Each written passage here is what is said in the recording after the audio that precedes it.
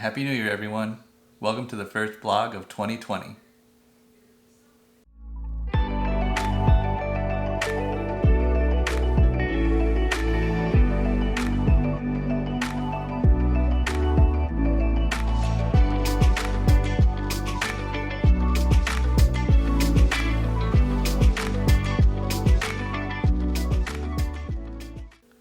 What's up, guys? Hope everyone's had a good new year and is ready to take on 2020. For the first blog of 2020 for Have a Seat, I have an interesting topic to cover. Last year, I was asked to speak to some physical therapy students about life as a quadriplegic and some of the things that I face on a daily basis, and just sort of get them familiar with what day to day life is like for someone who uses an electric wheelchair to get around. And it was a pretty good talk. I was able to share my story and interact with the therapy students there. They had a lot of questions. They seemed to take it in stride, and they were very interested in what I had to say. And that always makes public speaking a little bit more easier when you know your audience is engaged. And so it was a really pleasant experience, and I definitely appreciated it. And I look forward to doing some more in the future. But during this one, for instance, there was one question that someone asked that really hit me in a way that I wasn't expecting, and after thinking about it ever since leaving the discussion, I wanted to elaborate a little bit more on my answer. So this one student asked me if I could redo anything or if there was anything that I regretted not doing when I first became sick. And after thinking about it for a little bit, my answer was I wish I was a little bit more outgoing when I first became sick and became a quadriplegic. Before I became sick, I was really shy, a really, really shy kid growing up ever since elementary school. So it was always hard for me to make friends and be social in that aspect. And so when I first became a wheelchair user, I really didn't know how to approach people. I didn't really know what to say when I was around my classmates when I came back from my hospital stay. It was always unnerving to roll around campus and roll around the high school and see kids that I were seeing ever since I was a little kid. For them to see me now as a kid in a wheelchair, it's definitely a jarring experience. I know if I saw any of my friends who I had grown up with and now all of a sudden they're a quad and in a wheelchair, it would definitely take me back a little bit because I really wouldn't know what to say, and I'm sure they were feeling the same way. But because of my shyness and my hesitation to approach people, I didn't really make too many friends when I was in high school.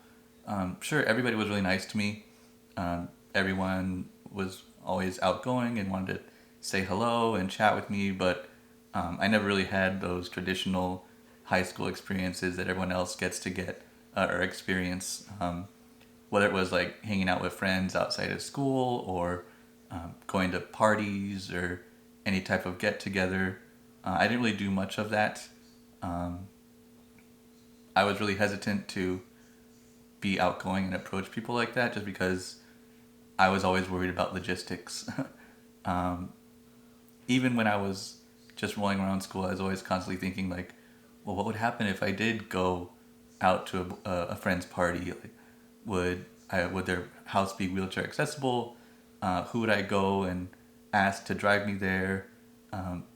If I wanted to stay long, who would I get to come pick me up? All this stuff started running through my head, and so as the pros and cons started to pile up, I just was sort of resigned to the fact that I would just be interacting with kids in the classroom and at school and not really have much of a social life after that. So looking back on it now, if I had the chance to go back and talk to younger me and have some advice for them, I would definitely tell them or tell him that go ahead and make that effort. Go out and talk to kids. It should be your first action to go and make people feel as comfortable as possible when they're around you, because normally people aren't around kids with disabilities in their everyday lives, and so the more that I myself or my younger me could have done would just be more approachable. Let them know if they have any questions. Be open to answering them.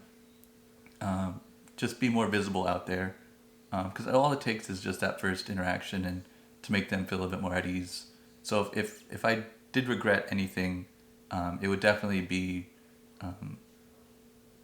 my shyness and overcoming that and going in and being more approachable and more outgoing.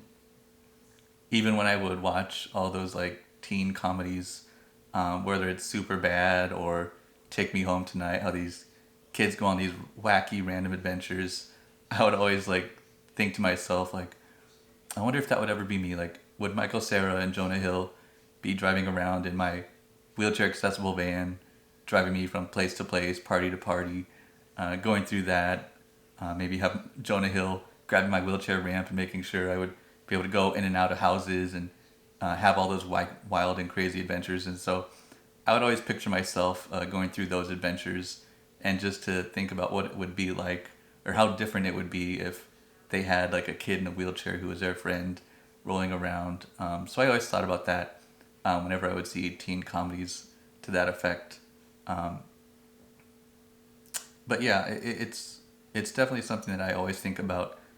Even today, it's kind of hard to go out and make new friends just because of the logistics that always keep rolling through my head. I know it's something that I need to get over and to overcome and be a little bit more outgoing and social. So I did make that one of my New Year's resolutions for 2020, is to go out there and be more social. Maybe go hang out with friends a little bit more.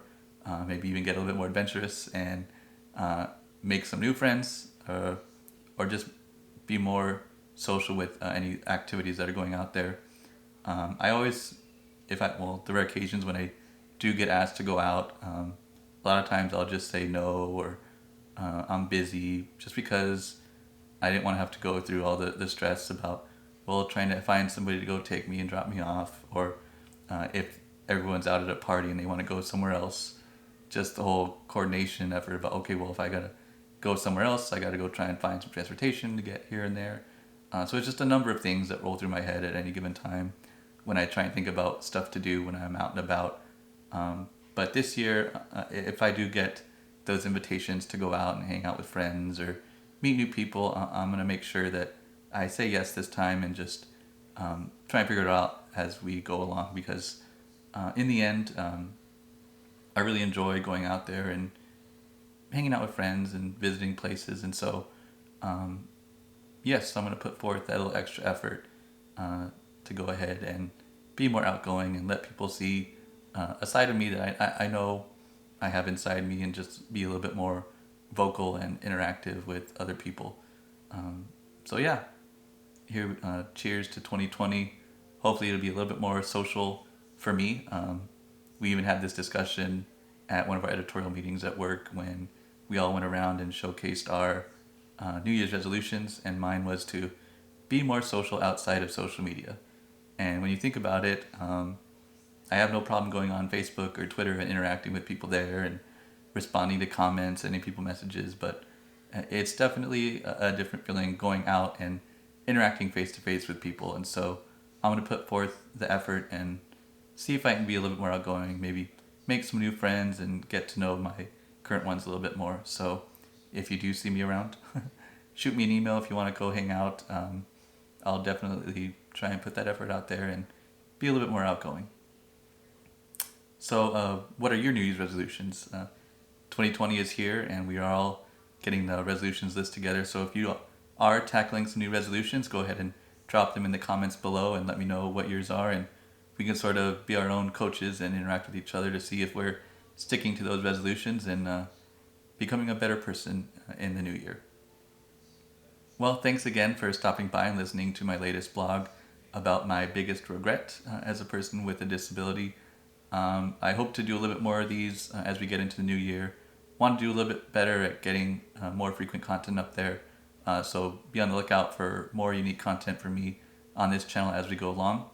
If these chats are something you're interested in, don't forget to like and subscribe below, and look forward to seeing you again soon.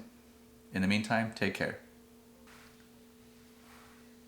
Thanks again for visiting my channel. If you are interested in learning more about me and my life as a disability, don't forget to like and subscribe.